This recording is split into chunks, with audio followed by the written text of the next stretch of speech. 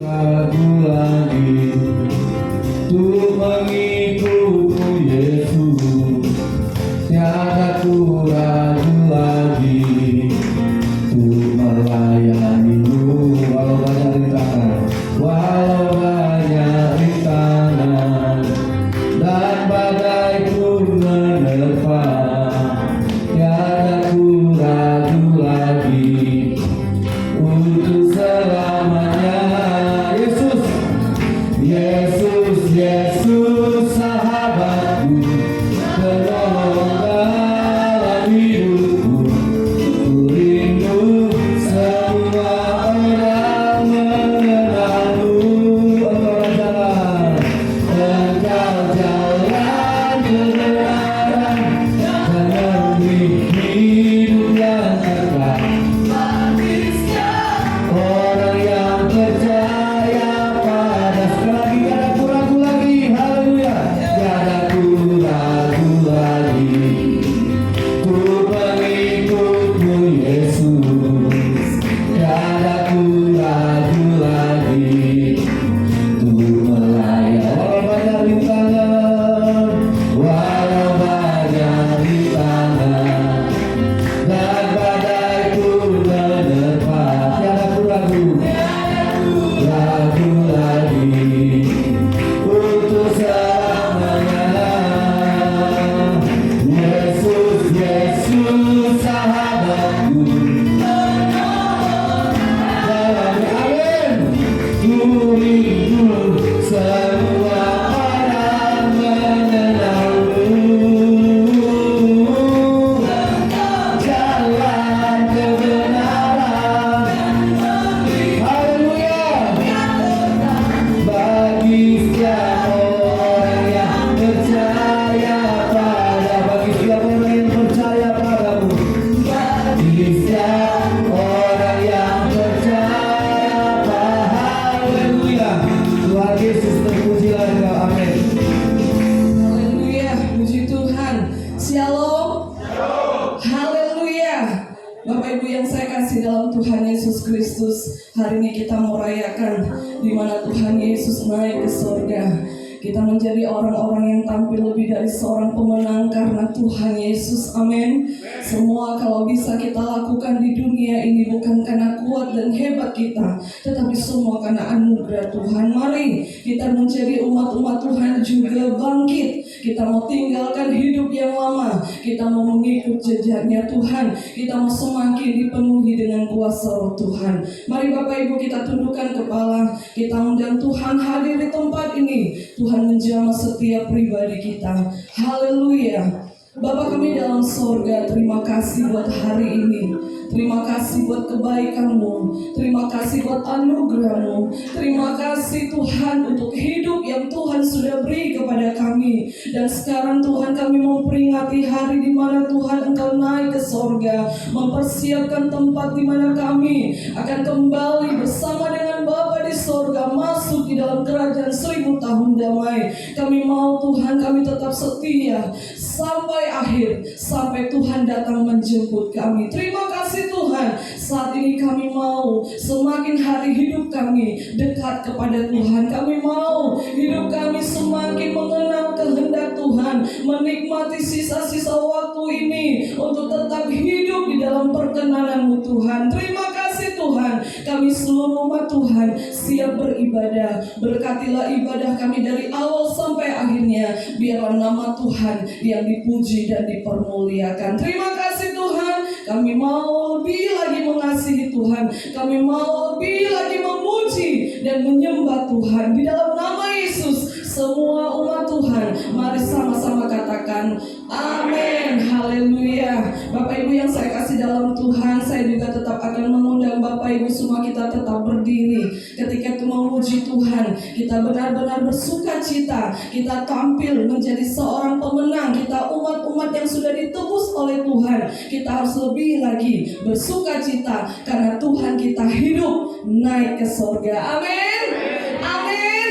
Haleluya.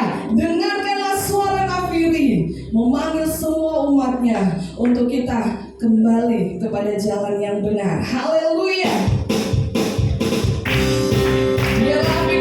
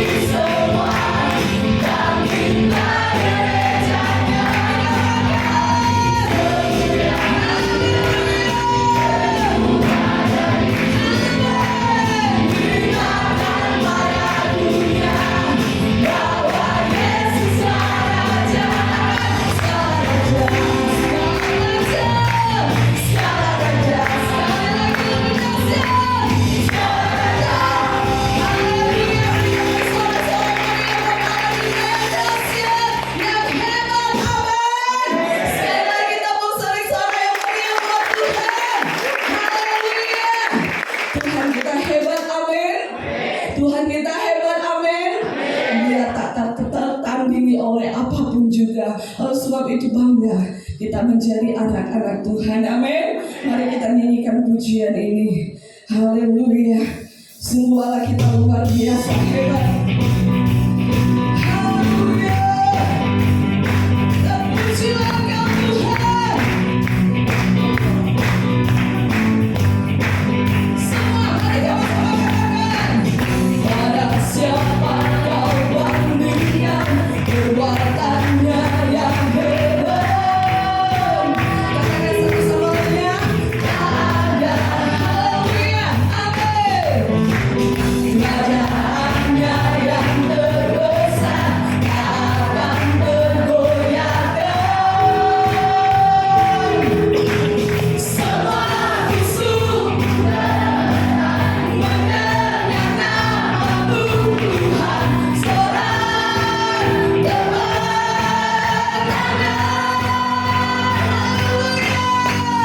Sungguh tak tertandingi pada yang setara denganmu. Hanya Yesus Tuhanlah yang terhebat. Semua lebih dari penguasa di dunia, kerajaan-Mu kekal. Haleluya. Bapak Ibu, terlebih saya bangga dengan Tuhan Yesus yang dahsyat. Semua kita yang bangga, mari kita ungkapkan hati kita kepada Tuhan. Haleluya. Pada siapa kau bandingkan perbuatannya yang hebat. Mari katakan, tak ada. Haleluya. Kerajaannya yang terbesar akan tergoyahkan. Semua musuh kebetulan mendengar nama-Mu Tuhan, sorak kemenangan.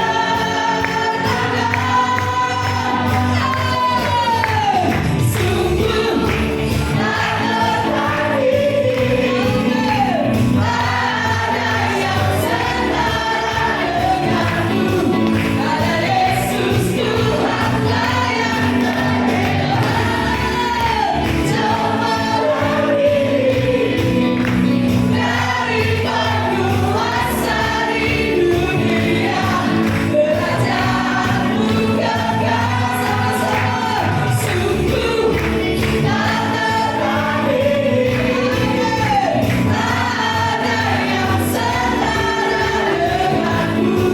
Hanya Yesus Tuhanlah yang terhebat. Jauh lebih dari penguasa di dunia, kerajaan-Mu kekal. Haleluya. Haleluya. Terpujilah Tuhan kita yang luar biasa hebat. Puji Tuhan. Bapak Ibu yang saya kasih dalam Tuhan, silakan duduk. Mari tetap menjalin hubungan yang lebih dekat lagi dengan Tuhan. Bapak Ibu, tinggalkan semua beban hidupmu. Datang kepada Tuhan kita yang hebat. Semua musuh pasti kalah. Apapun yang kita hadapi bersama dengan Tuhan, kita tampil beda, menang di atas setiap persoalan hidup kita. Karena Tuhan kita lebih besar dari masalah hidup kita. Amin. Tuhan kita lebih hebat dari apapun persoalan hidup kita. Tidak ada perkara yang mustahil buat Tuhan, asalkan bersama dengan Tuhan kita tenang di tengah badai apapun. Terima kasih Tuhan. Terima kasih Tuhan. Engkau yang terindah dalam hidup ini. Tidak ada yang lain Tuhan. Engkau yang termanis dalam hidup kami. Kami bersyukur kami beruntung punya Tuhan yang luar biasa. Engkau Tuhan kami yang hidup. Engkau Tuhan kami yang selalu mengasihi kami apa adanya. Engkau Tuhan yang mengajari kami melewati badai hidup ini. Terima kasih Tuhan. Kami bangga memiliki Tuhan Yesus dalam hidup kami. Terima kasih Tuhan. Kami punya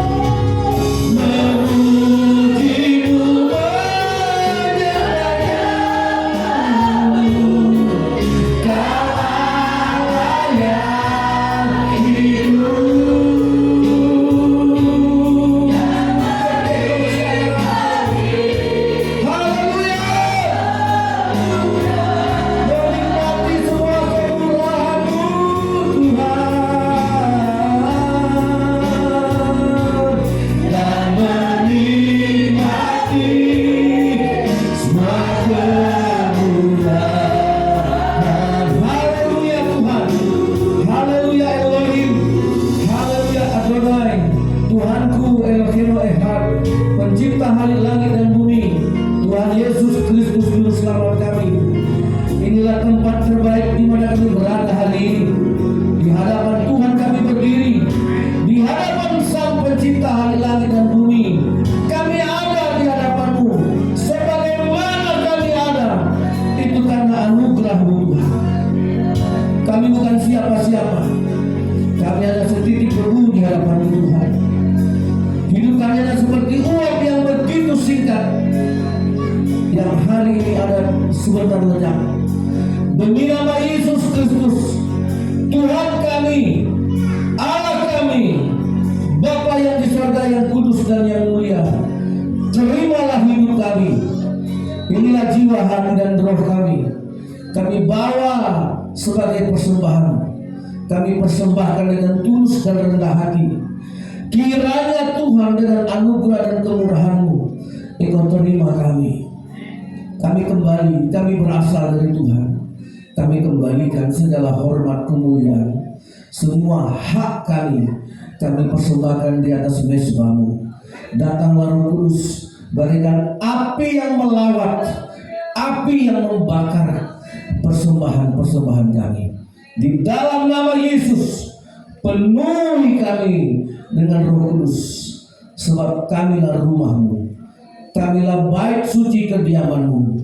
Datanglah kerajaan-Mu dan jadilah kehendak-Mu. Haleluya! Semua kita yang percaya berkata amin. Puji Tuhan. Haleluya. Selamat hari kenaikan Isa Al-Masih ke surga. Amin. Shalom. Saudara yang dikasihi oleh Tuhan,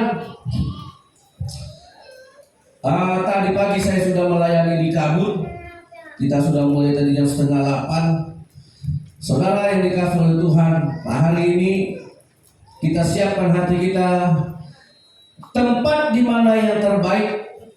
Hari ini kita berada, kita sampai di hadapan Tuhan. Amin. Lebih baik dari semua tempat di dunia ini, kita ada di hadapan Allah. Bersyukur kita bisa melangkah, dan jangan sia-siakan langkah saudara kepada Tuhan. Amin. Saudara, saya juga tidak mau sia-sia dalam menyampaikan firman Tuhan pada hari ini. Mari saudara, dalam kenaikan Isa Al-Masih ini adalah satu proses dan satu rencana. Saudara, tidak ada kenaikan Isa Al-Masih ke surga tanpa kebangkitan. Amin. Dan tidak ada kebangkitan tanpa kematian. Nah, tidak ada kematian tanpa kelahiran. Saudara yang dikasihi oleh Tuhan, dan tidak ada kelahiran tanpa rahim seorang wanita yang bernama Maria, yang menjadikan dirinya sebagai hamba. Nah, saudara yang dikasihi oleh Tuhan, itulah hidup. Nah, jadi kalau kita melihat dari Tuhan, Dia mengosongkan diri, turun ke dunia, menjadi seorang hamba yang lahir di kandang domba. Ya, dari kelahirannya sampailah pada kematiannya. Dari kematiannya sampailah kepada kebangkitannya. Dari kebangkitannya sampailah kepada kenaikan. Nah, hari ini setelah Yesus bangkit dari antara orang mati, ada tenggang waktu 40 hari Dia ada di dunia ini. Ada yang tahu apa yang Dia kerjakan. Kenapa Yesus begitu bangkit tidak langsung naik ke surga? Udah pengen Yesus itu kembali ke asalnya, ke surga. Sudah begitu rindu dan menggebu-gebu ketika Dia bangkit. Tapi masih ada pekerjaan. Sehingga ketika Yesus bangkit, masih ada tenggang waktu 40 hari yang harus dikerjakan Yesus. Jadi waktu Yesus sebelum disalib banyak yang dikerjakannya. Amin. Setelah Yesus dikubur 3 hari di dalam kubur, juga Yesus bekerja mengambil kunci maut, membebaskan tawanan. Bangkit hari yang ketiga, ada 40 hari. Apa yang dia kerjakan? Saudara yang dikasih, Allah kita bukan Allah pengangguran. Bukan karena dia ingin lebih lama lagi menikmati dunia dengan cara berpikir kita. Nah, saya mau jelaskan dulu kenapa 40 hari. Kenapa tidak 10 hari? Pertama, 40 hari itu bicara tentang waktu Tuhan. Ada sebuah rancangan, ada sebuah proses, ada sebuah revolusi yang Tuhan akan persiapkan untuk menghadapi satu anugerah yang besar. Nuh pernah mengalami 40 hari 40 malam lamanya Tuhan mencurahkan air bah, ya. 40 hari 40 malam lamanya Tuhan mencurahkan air sehingga air bah menutupi seluruh permukaan bumi. Dan itu sebuah proses. 1 hari hujan aja kita udah kalang kabut. Nah, dari situ lahirlah seorang namanya Nuh, yang dipuji-puji Tuhan sebagai orang benar, yang dipuji-puji Tuhan sebagai orang yang mendapat kasih karunia. Nuh, hanya kau yang benar, manusia yang benar yang hidup pada zaman ini. Toh dia juga menghadapi air bah. Muncullah bahtera itu. Setelah air bah dicurahkan, muncul bahtera. Lihat saudara, yang mengangkat bahtera Nuh itu air bah. Amin. Amin. Air bah yang 40 hari 40 malam dibuka Tuhan semua pintu air. Jadi air bah itu datang bukan hanya dari langit, bumi juga robek, terbuka, ternganga, memancarkan air. Awan menurunkan air, langit menurunkan air, angin membawa air, komplit. Mengapunglah sebuah bahtera di atas air bah yang menggelorai. Ada 40 hari yang 40 lagi, kata 40 yang kedua. Ketika orang Israel dituntun Tuhan keluar dari tanah Mesir, ya, masuk ke tanah Kanaan. Berapa lama? 40 tahun lamanya Tuhan menggembalakan bangsanya keluar dari tanah Mesir menuju tanah Kanaan lewat padang gurun. Di depan mereka ada tanah Kanaan. 40 tahun sebuah proses. Dia melewati padang gurun, melewati panas terik, melewati badai, melewati dingin. Saudara, 40 tahun itu diisi bangsa Israel dengan apa? Bersungut-sungut. Sehingga generasi yang masuk dari semua orang yang keluar dari tanah Mesir, cuma 2 yang masuk, Kaleb dan Joshua. Itu saksi hidup dia yang keluar dari Mesir. Generasi pertama itu yang masuk. Yang lainnya yang masuk tanah Kanaan itu yang lahir di padang gurun. Makanya hidup ini jangan mengeluh. Amin. Karena kita sedang menuju sebuah perjalanan ke surga. Amin. Nah, 40 tahun itu proses. 40 tahun bagi Nuh itu sebuah proses untuk mengangkat bahtera hidupnya. 40 tahun bagi bangsa Israel sebuah perjalanan untuk sampai ke tanah Kanaan. Apalagi 40 hari 40 malam lamanya Tuhan Yesus berpuasa. Amin. Sebelum dia masuk ke ladang pelayanan, sebelum Yesus bisa membuka mata orang buta, orang bisu berkata-kata, orang lumpuh bisa berjalan, orang lapar bisa diberi makan dengan 5.000 dengan 5 ikan dan 5 roti, dan Yesus bisa menghidupkan orang mati hidup kembali. Semua mujizat itu terjadi ketika dia berpuasa 40 hari 40 malam di padang gurun. Di situ dia dicobai siapa? Iblis. Sebuah proses untuk memasuki satu babak baru kehidupan. Indonesia mengenal kata revolusi. Ya, ketika terjadi G30 SPKI kita sebut itu sebuah revolusi. Banyak negara-negara mengalami, Cina juga mengalami revolusi. Prancis juga yang belajar dulu, karena kita belajar dulu revolusi Prancis. Sehingga selesai revolusi masuk satu babak baru, level baru. Nah, 40 hari ini merupakan sebuah proses. Sehingga lewat 40 hari Yesus bisa tampil, saudara. Jadi saudara yang dikasih oleh Tuhan. Nah, selama 40 hari Yesus ngapain? Kita baca Kisah Rasul. Next, saya ganti pakai mic ini.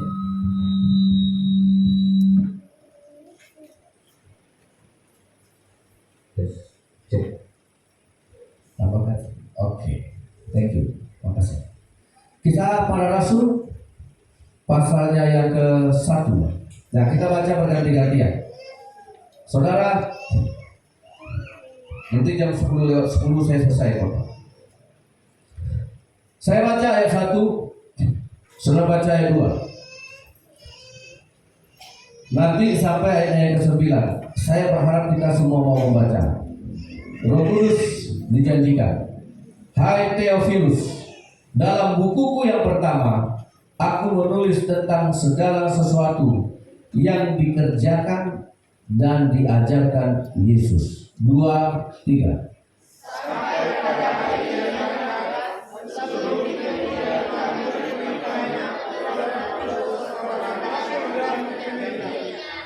Kepada mereka ia menunjukkan dirinya. Saya ulangi, kepada mereka Yesus menunjukkan dirinya setelah penderitaannya selesai, dan dengan banyak tanda ia membuktikan bahwa ia hidup. Sebab selama 40 hari ia berulang-ulang menampakkan diri dan berbicara kepada mereka tentang kerajaan Allah. Setelah kebangkitannya, masih ada tenggang waktu 40 hari. Yesus berulang-ulang berbicara tentang kerajaan Allah. Yesus tidak berbicara lagi tentang apa masalahmu, apa bebanmu. Dulu Yesus pernah bilang, marilah semua yang letih sudah berbeban berat, aku akan beri kelegaan kepadamu. Tapi setelah dia bangkit, dia cerita tentang kerajaan. Amin. Yesus tak lagi tanya, apa sakitmu kawan? Oh, masih ada yang belum dapat pengobatan.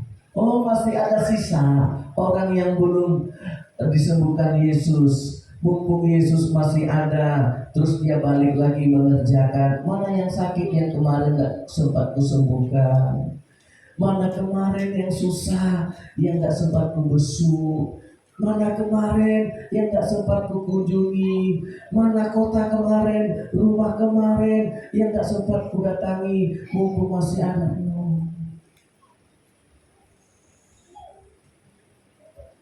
Dia bangkit, dia kerjakan babak baru. Dia kerjakan babak baru. Yesus tak lagi mengulangi PR. Mungkin yang kita anggap belum sempat dikerjakan.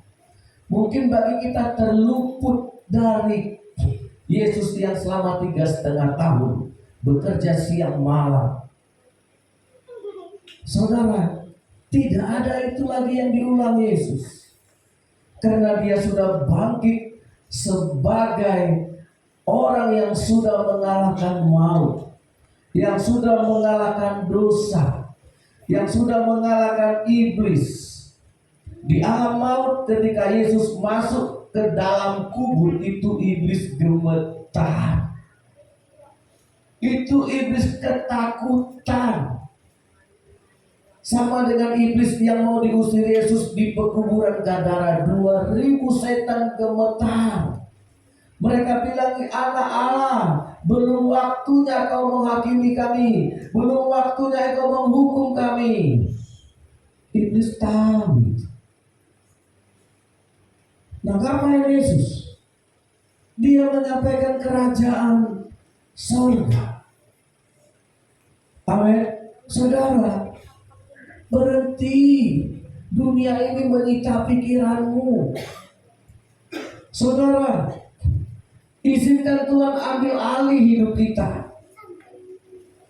Kita harus fokus bahwa hidup kita ini kalau dihitung jam di mata Tuhan, kalau kita pakai ukuran 1 hari di hadapan Tuhan itu sama dengan 1.000 tahun di hadapan manusia.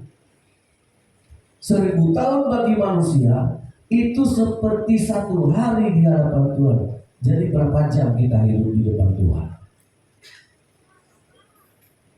Kalau kata Tuhan, hidupmu hanya sehembusan nafas. Kata Tuhan itu. Kalau mau kita ukur waktu sehembusan nafas, berapa itu?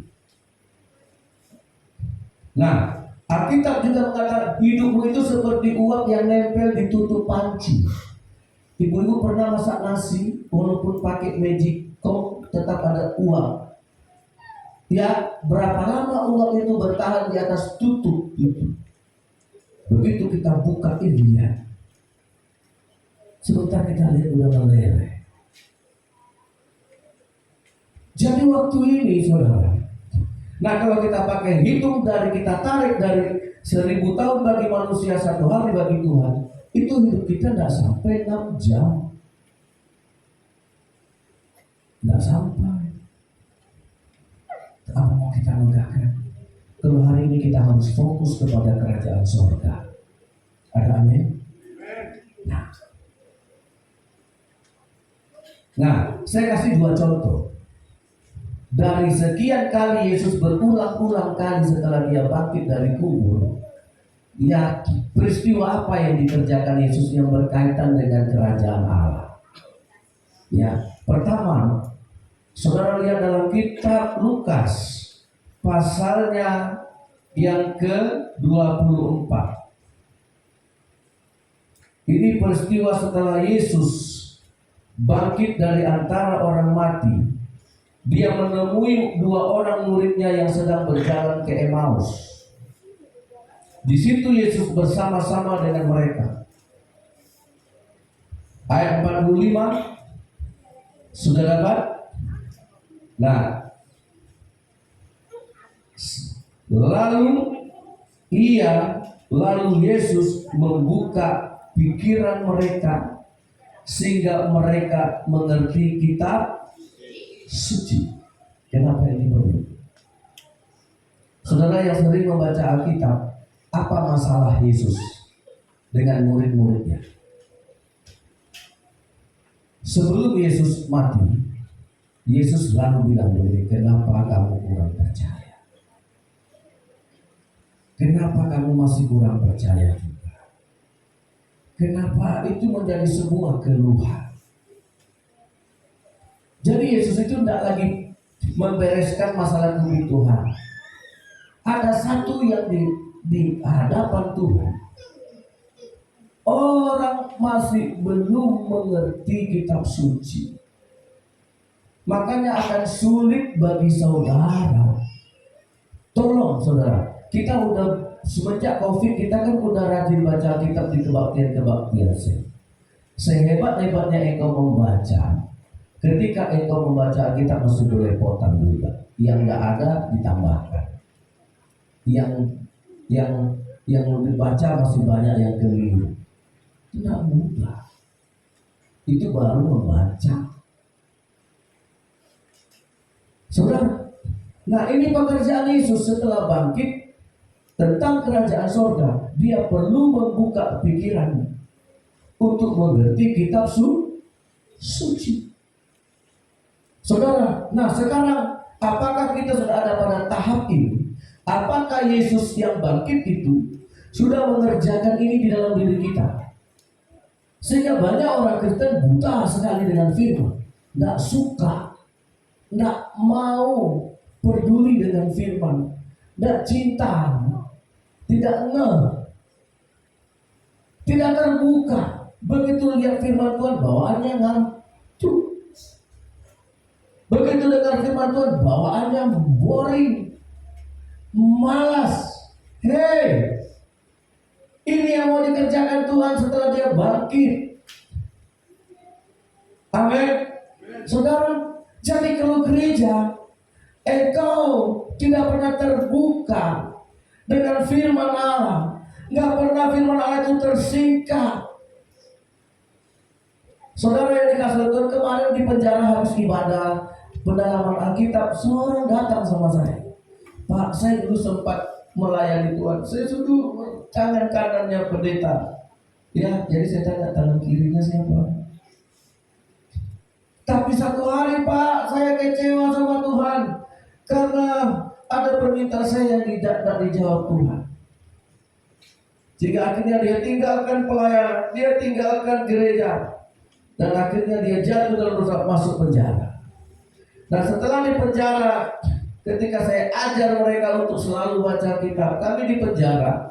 Kalau saya mau pendalaman Alkitab, saudara tahu berapa lama kami baca kitab? 1 jam. 1 jam, saudara. Kita itu baca kitab nggak ada di bawah 10 pasal. Itu perjanjian baru ya, bukan Mazmur ya. Saudara, nah mereka suka. Dan kemarin dia datang, Pak, banyak yang mau saya ceritakan, tapi terbatas Pak. Semenjak saya baca Alkitab Pak, banyak sekali yang saya tidak tahu jadi saya tahu. Tuhan tidak pernah mengecewakan saya yang salah. Saudara yang dikasih Tuhan, apakah kita mesti masuk penjara baru baca Alkitab?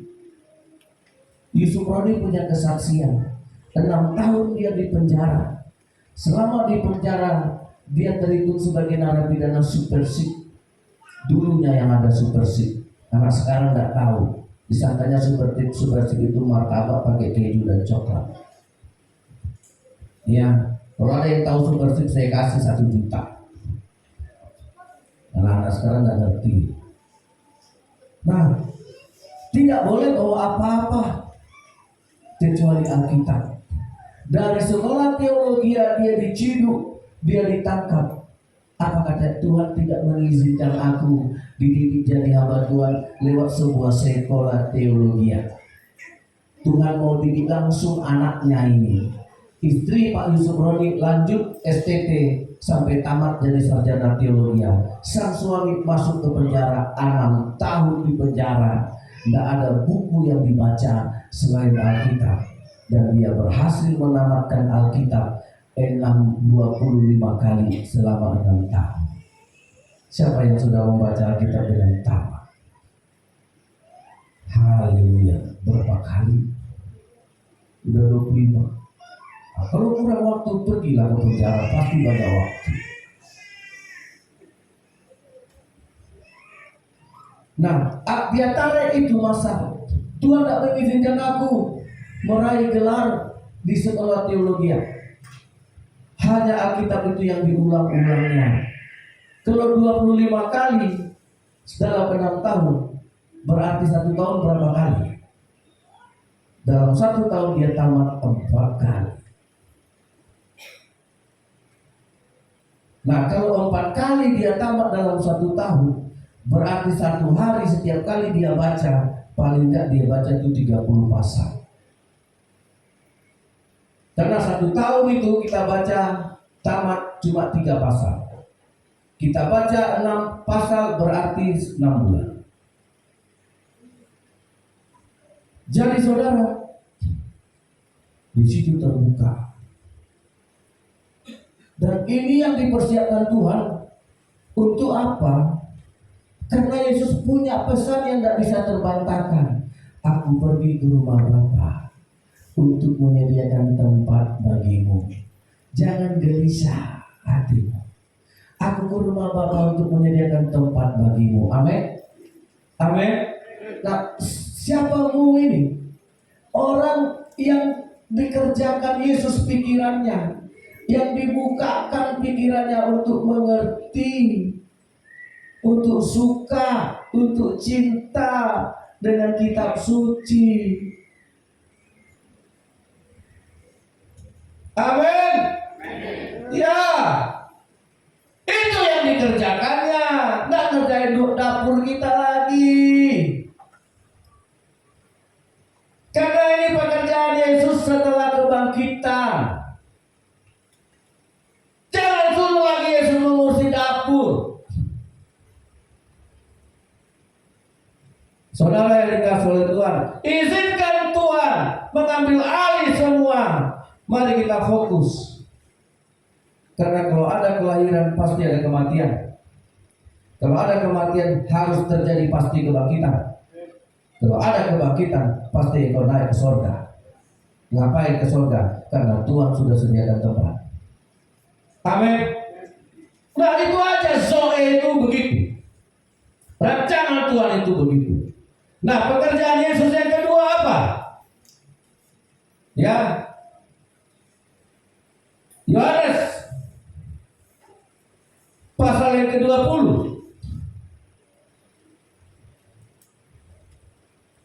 Ini yang dilakukan Yesus setelah bangkit ya. Ayat 22. Dari 21 lah. Ya, kita baca ya. Yohanes 20 ayat 21 saya baca. 22 dan 23 jemaat yang dikasihi Tuhan yang membaca. Maka kata Yesus sekali lagi, damai sejahtera bagi kamu, sama seperti Bapamu mengutus aku, demikian juga sekarang aku mengutus kamu. 2, 3. Dan sesudah berkata demikian, ia mengutus mereka dan berkata, terimalah Roh Kudus. Terus, jikalau kamu mengampuni seseorang dosanya diampuni, dan jikalau kamu menyatakan seseorang. Amin. Kenapa orang Pentakosta berdoa untuk menyambut Roh Kudus? Roh Kudus kan sudah datang. Ini true. 100% betul. Roh Kudus sudah datang. Roh Kudus sudah ada. Amin. Cuma masalahnya, ada nggak di dalam dirimu? Karena kita ini rumah Tuhan. Tuhan menciptakan kita supaya rohnya tinggal di dalam kita. Amin. Nggak bisa kita tolak. Itu kodrat. Tolak berarti masuk neraka. Jangan saudara pikir bisa masuk surga tanpa ada roh Allah di sini. Maka waktu Allah menciptakan manusia di Taman Eden, Kejadian pasal 2, setelah Allah membentuk manusia itu dari debu dan tanah, maka Allah menghembuskan nafasnya, maka hiduplah Adam dan Hawa sama seperti Allah. Amin. Nah, waktu Yesus tidak mengembusi kita dengan rohnya. Karena waktu Yesus mengembusi kita dengan rohnya setelah bangkit, dia itu Tuhan. Dia berhak karena dia sudah mengalahkan maut. Dia berhak karena dia sudah mengalahkan dosa. Yang diembusinya Roh Kudus orang mati, orang hidup. Orang hidup kan. Untuk apa lagi Roh Kudus itu? Thomas, murid-muridnya yang ada di rumah di Yerusalem, diembusi Yesus dengan Roh Kudus. Itu otoritas. Ibarat surat itu materainya. Amin. Ada tanda tangan Tuhan di dalam diri kita, sehingga kita disebut anak Allah, bukan anak-anak gampang, kata Rasul Paulus. Amin. Bisa saja masuk ke dalam otoritas Allah. Dulu saya pernah tahun berapa itu, waktu belum ada jalan tol, kita mau masuk coba lewat jalan Kaltek. Kami masuk dulu dari Minas mau ke Dumai, lewat jalan Kaltek. Itu tahun 2000-an awal itu, 2000 lah. Begitu masuk, nggak boleh. Mana pas? Kita nggak punya pas. Kita hanya mengadakan mohon-mohon aja. Boleh ya Pak, kami ada perlu begini-begini mau pelayanan. Nggak boleh. Nggak ada pas yang nempel di kaca mobil itu. Balik. Nggak ada otoritasmu. Apapun alasanmu, engkau tidak punya otoritas untuk melewati jalan ini. Kami pulang lewat jalan biasa, lewat Kandis, lewat Duri, terus ke Dumai. Kan lama jadinya. Saudara, makanya jangan percaya Kristen progresif. Oh Tuhan, masih banyak jalan masuk surga. Nggak ada. Nggak ada. Kalau Yesus tidak menghembuskan nafasnya kepada. Amin. Amin. Itu makanya orang yang malas ke gereja jadi mendapat, aduh kasihan saya sama orang yang malas ke gereja. Dia untuk apa ke gereja? Yang penting kita bisa berbuat baik. Tidak mungkin Tuhan membuang orang baik. Saudara tahu bahwa setan itu juga baik. Orang ateis itu juga baik. Saya tahu orang ateis itu baik. Waktu ada pembangunan PLTA, Mr. Smith, orang Australia, ikut dia ke gereja ibadah. Dia punya 3 orang teman. Saya pikir lu semua orang bule itu Kristen. Ini kan baru-baru. Setiap orang bule Kristen, setiap orang bule Kristen. Mr. Smith, kenapa temanmu yang 3 tidak kebaktian? Oh, mereka ateis. Orang bule Australia ateis. Saudara tahu, walaupun dia ateis, baiknya minta ampun. Mereka juga punya hati menolong orang. Mereka juga membantu gereja ini. Dia selalu titipkan waktu itu. Ya, bahkan dia pesan sama Mr. Smith, kalau gerejamu perlu sesuatu, kamu bilang biar kita bantu. Itu ateis, tidak pernah ke gereja.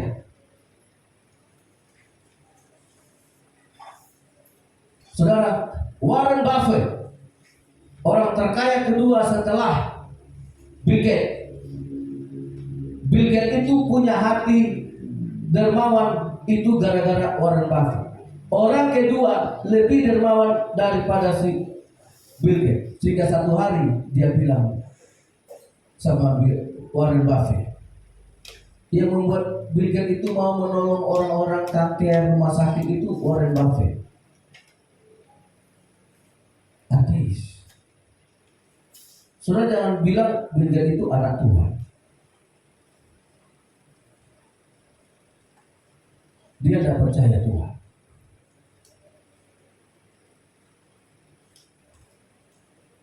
Ya. Jadi saudara yang dikasih oleh Tuhan, ini orang baik semua. Apakah Yesus datang kepadanya dan berkata, terimalah.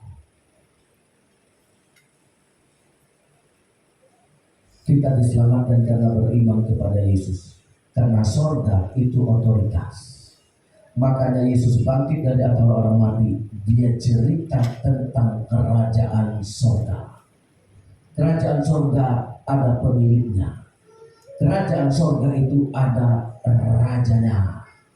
Amin. Amin.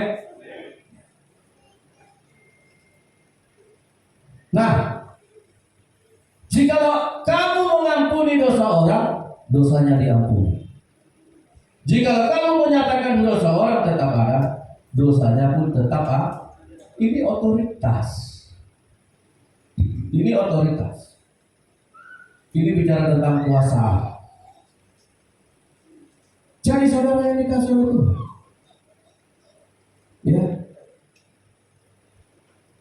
kita harus masuk ke dalam kerajaan surga. Kerajaan surga bukan soal makan minum, tapi kerajaan surga soal apa? Kebenaran, damai sejahtera, dan sukacita. Saudara, izinkan Tuhan ambil alih. Jadi kalau kami perlu makan, saudara, saya kesaksian ya saudara. Waktu pengobatan kemarin tidak ada niat saya berobat, tidak ada. Lupa saya. Nah, waktu sudah malam itu datang Pak Daud. Saya berdiri di situ, Bapak tak mau diobati. Apa yang mau diobati ya? Belajar sehat pula. Saya darah tinggi, tensi. Oh, saya ingat ada benjolan itu. Ada di Pak benjolan Pak. Dia pegang, iya ada.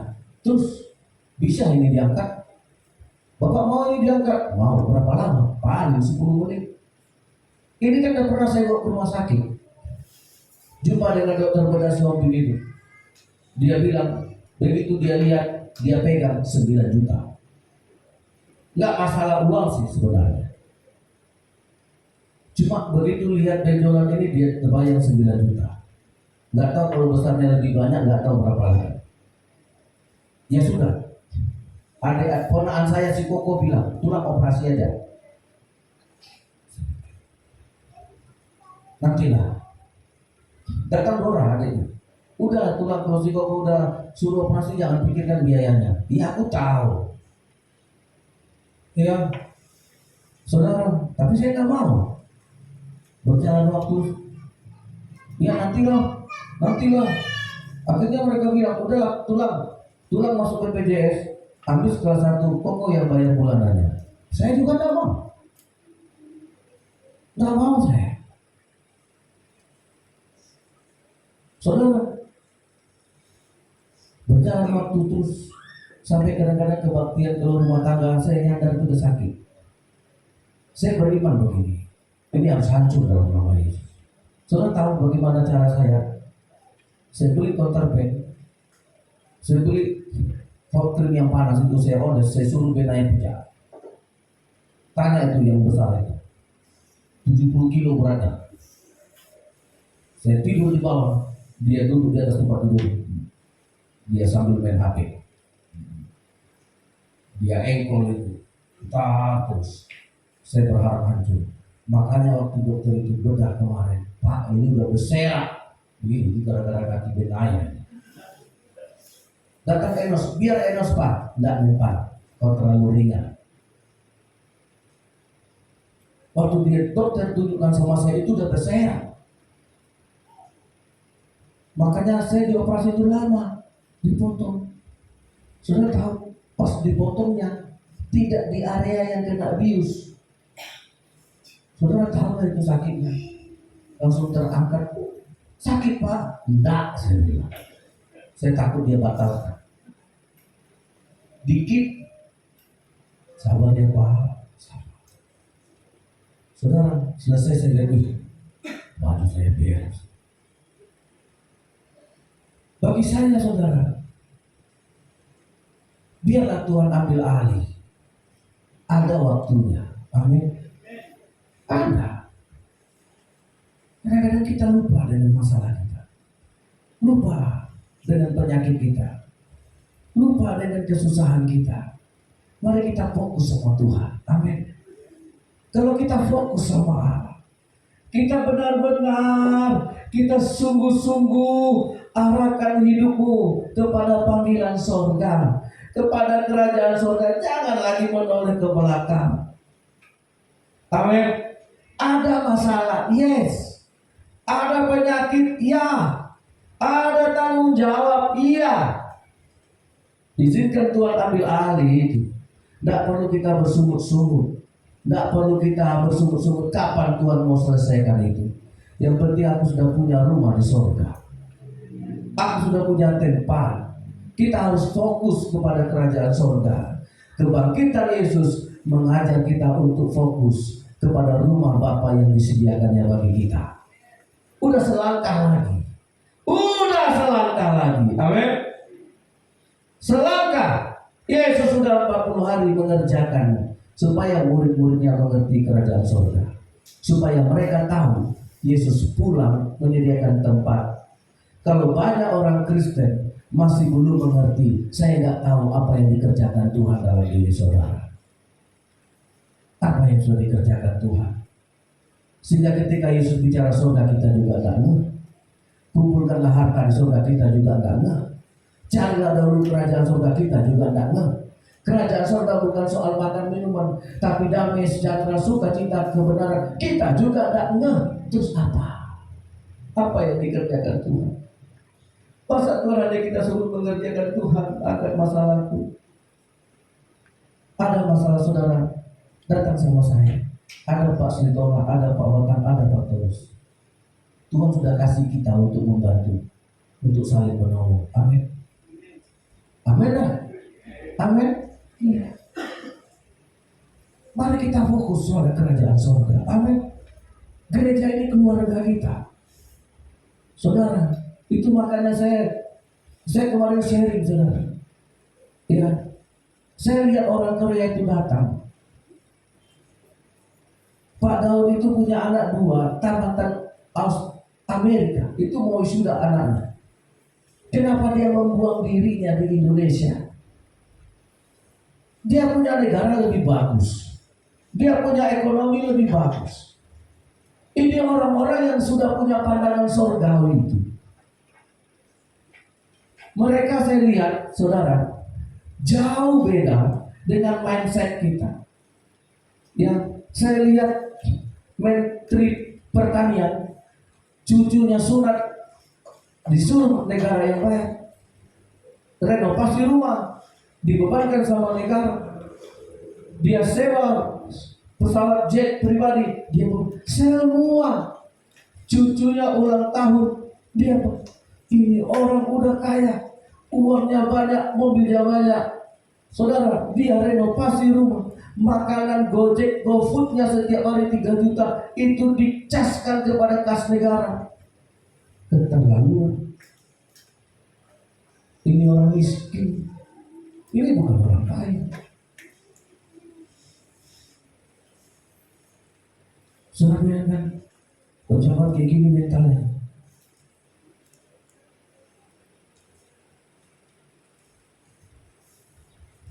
Saudara, ini mungkin ibunya Yosef dengar saya ngomong waktu perpisahan kemarin di sekolah.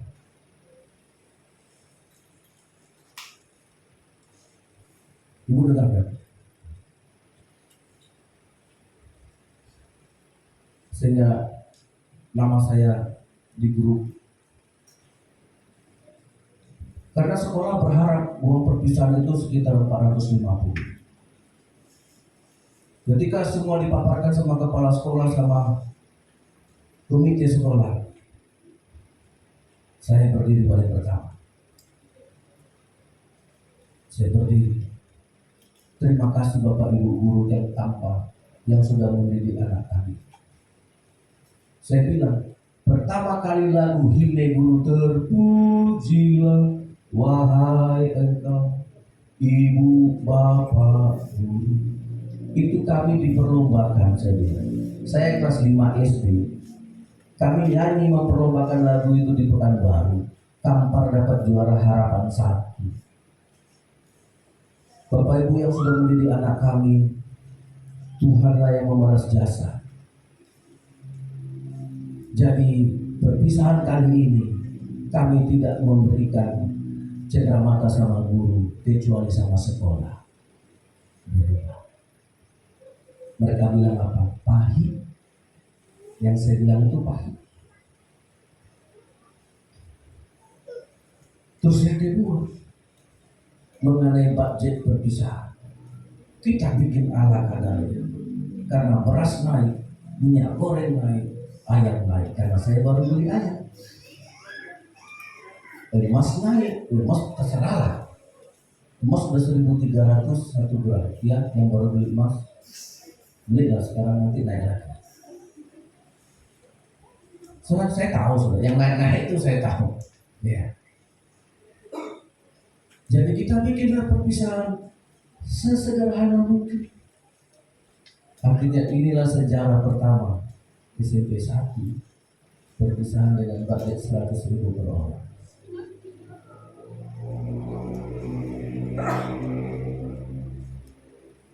Itu dari pendeta saudara.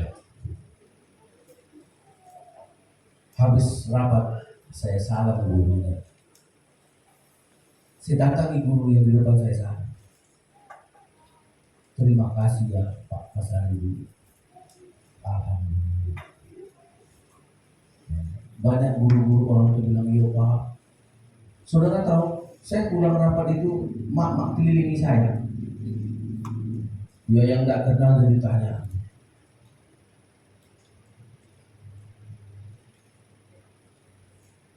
Susah. Jadi kalau kita semuanya hanya berkutat, salah ekonomi. Saudara, akhirnya Tuhan ambil dengan caranya.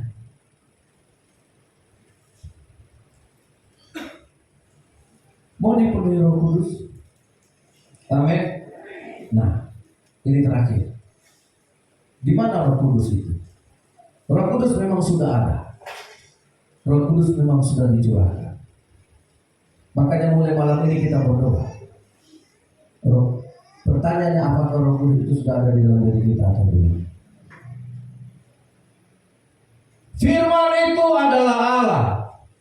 Allah itu adalah firman. Di dalam firman Allah ada apa? Jadi kalau ada yang tanya di mana roh Allah itu? Di dalam firman. Jangan panggil Roh Kudus seperti dia masih bicara. Roh Kudus datanglah. Roh Kudus datanglah. Kalau mau Roh Kudus, cari dia di dalam firman. Amin. Amin. Nah, itu aja. Jangan berharap kita ditumpangi tangan. Saudara, terus ditumpangi tangan, gemetar-gemetar, terus tumbang. Tidak permanen. Banyak orang yang begitu akhirnya jatuh lagi dalam dosa. Izinkan hari ini, kalau Yesus sudah bangkit, fokus kita hanya pada kerajaan surga. Ada Roh Kudus. Karena inilah pekerjaan Yesus. Seperti yang dikatakan oleh Yohanes Pembaptis. Ayat yang terakhir kita berdoa. Kisah Para Rasul pasal 1 tadi. Kita lanjutkan saudara. Tadi sampai ayat 3 ya. Sekarang ayat 4 dan ayat 5. Ayat 4 saya baca. Kisah Rasul pasal 1 ayat 4. Pada suatu hari, ketika ia makan bersama-sama dengan mereka, ia melarang mereka meninggalkan Yerusalem dan menyuruh mereka tinggal di situ menantikan janji Bapa. Yang demikian katanya telah kamu dengar daripadaku. Ayat 5, 2, 3.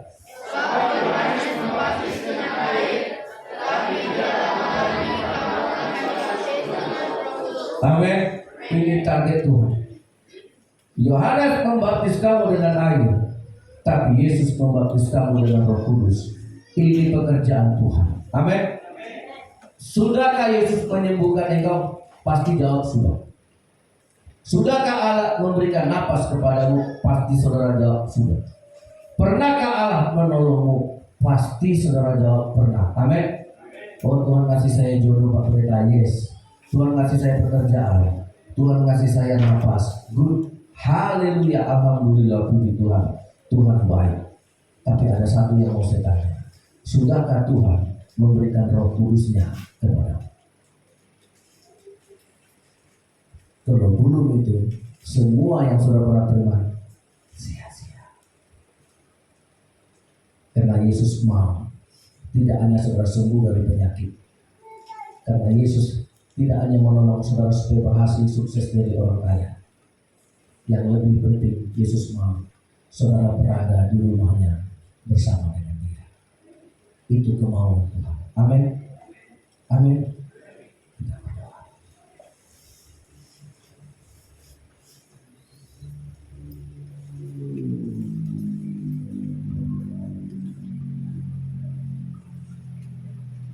Yesus itu penyelamat.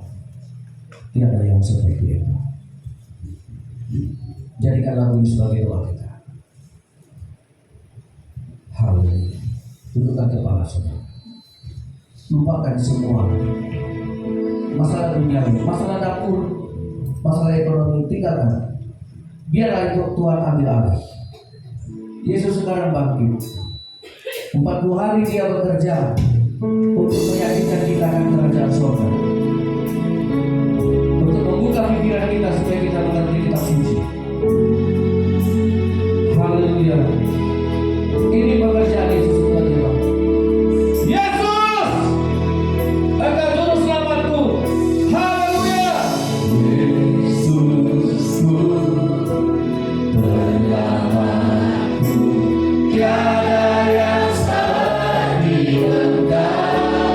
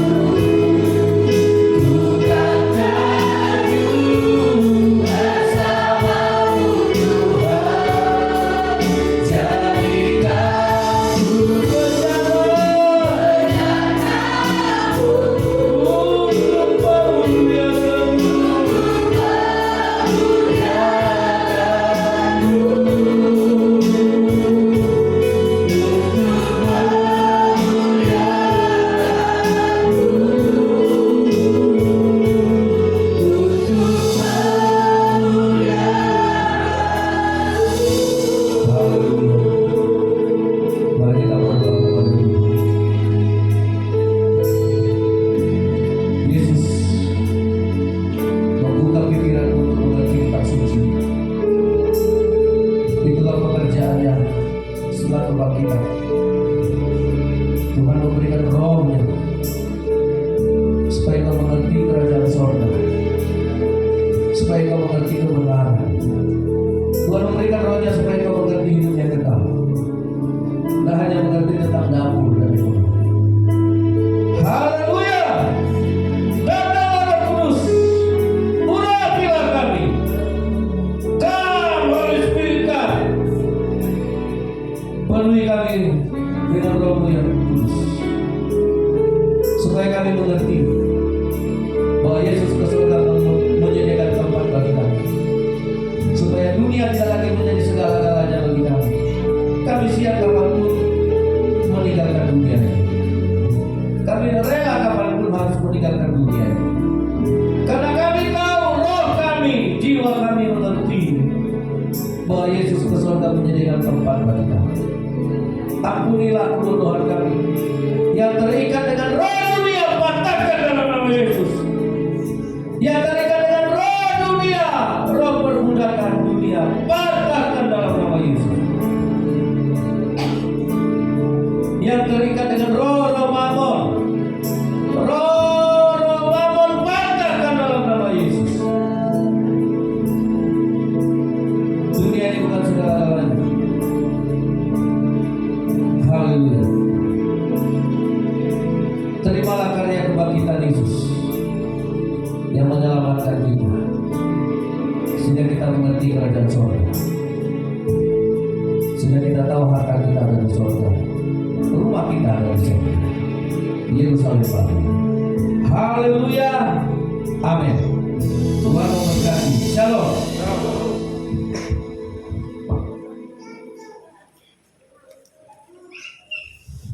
Puji Tuhan, firman Tuhan hidup, memberkati hidup kita. Mari kita lakukan firman Tuhan itu.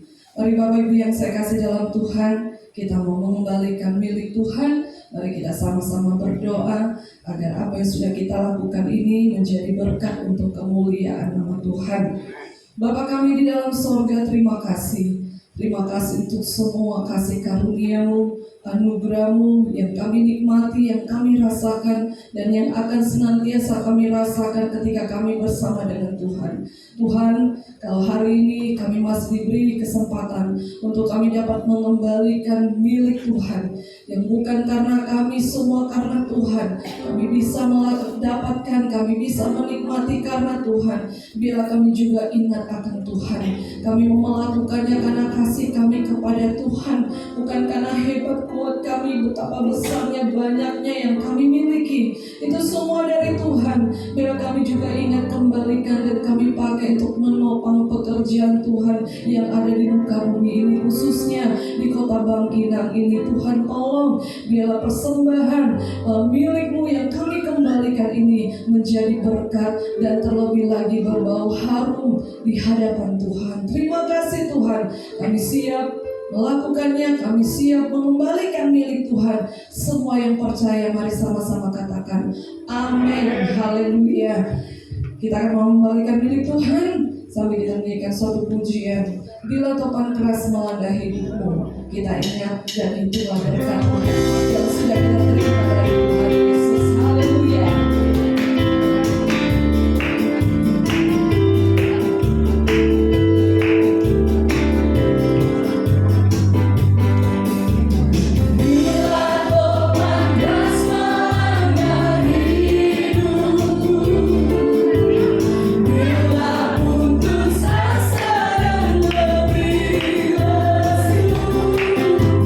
Berkat